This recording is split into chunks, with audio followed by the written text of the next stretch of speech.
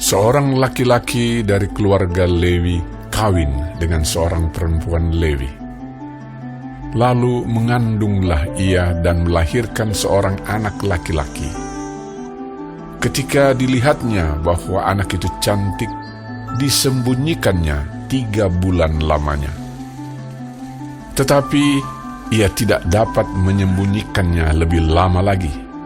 Sebab itu diambilnya sebuah peti pandan, dipakalnya dengan gala-gala dan ter, diletakkannya bayi itu di dalamnya, dan ditaruhnya peti itu di tengah-tengah teberau di tepi sungai Nil. Kakaknya perempuan berdiri di tempat yang agak jauh untuk melihat apakah yang akan terjadi dengan dia. Maka datanglah putri Firaun untuk mandi di sungai Nil. Sedang dayang-dayangnya berjalan-jalan di tepi sungai Nil, lalu terlihatlah olehnya peti yang di tengah-tengah teberau itu. Maka disuruhnya hambanya perempuan untuk mengambilnya. Ketika dibukanya, dilihatnya bayi itu, dan tampaklah anak itu menangis. Sehingga belas kasihanlah ia kepadanya dan berkata, "Tentulah ini bayi orang Ibrani."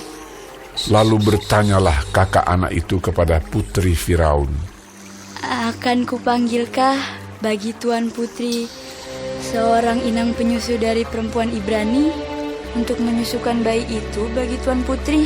Sahut putri Firaun kepadanya, "Baiklah." Lalu pergilah gadis itu memanggil ibu bayi itu.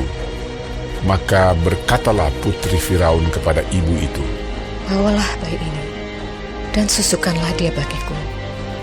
Maka aku akan memberi upah kepadamu." Kemudian perempuan itu mengambil bayi itu dan menyusuinya. Ketika anak itu telah besar, dibawanyalah kepada putri Firaun yang mengangkatnya menjadi anaknya dan menamainya Musa, sebab katanya, "Karena aku telah menariknya dari air." pada waktu itu ketika Musa telah dewasa, ia keluar mendapatkan saudara-saudaranya untuk melihat kerja paksa mereka. Lalu dilihatnyalah seorang Mesir yang memukul seorang Ibrani, seorang dari saudara-saudaranya itu. Ia menoleh ke sana sini, dan ketika dilihatnya tidak ada orang, dibunuhnya orang Mesir itu, dan disembunyikannya mayatnya dalam pasir. Ketika keesokan harinya ia keluar lagi, didapatinya 2 orang Ibrani tengah berkelahi. Ia bertanya kepada yang bersalah itu, "Mengapa engkau pukul temanmu?" Tetapi jawabnya, "Siapakah yang mengangkat engkau menjadi pemimpin dan hakim atas kami? Apakah engkau bermaksud membunuh aku, sama seperti engkau telah membunuh orang Mesir itu?" Musa menjadi takut sebab pikirnya, tentulah perkara itu telah ketahuan. Ketika Firaun mendengar tentang perkara itu, dicarinya ikhtiar untuk membunuh Musa. Tetapi Musa melarikan diri dari hadapan Firaun dan tiba di tanah Midian. Lalu ia duduk-duduk di tepi sebuah sumur.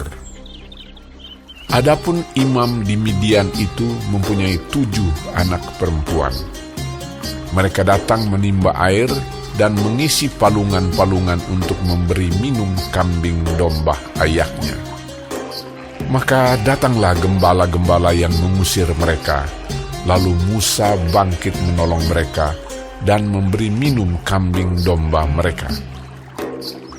Ketika mereka sampai kepada Rehuel, ayah mereka, berkatalah ia, "Mengapa selekas itu kamu pulang hari ini?" Jawab mereka, "Seorang Mesir menolong kami terhadap gembala-gembala. Bahkan ia menimba air banyak-banyak untuk kami dan memberi minum kambing domba." Ia berkata kepada anak-anaknya, "Di manakah ia?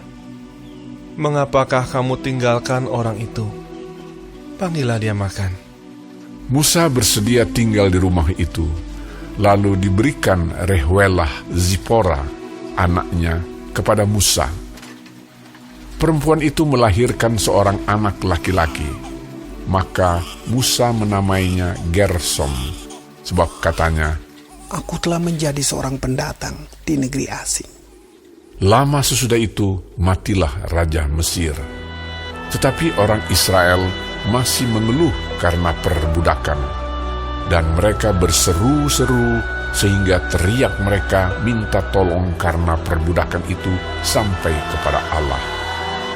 Allah mendengar mereka mengerang, lalu ia mengingat kepada perjanjiannya dengan Abraham, Ishak, dan Yakub.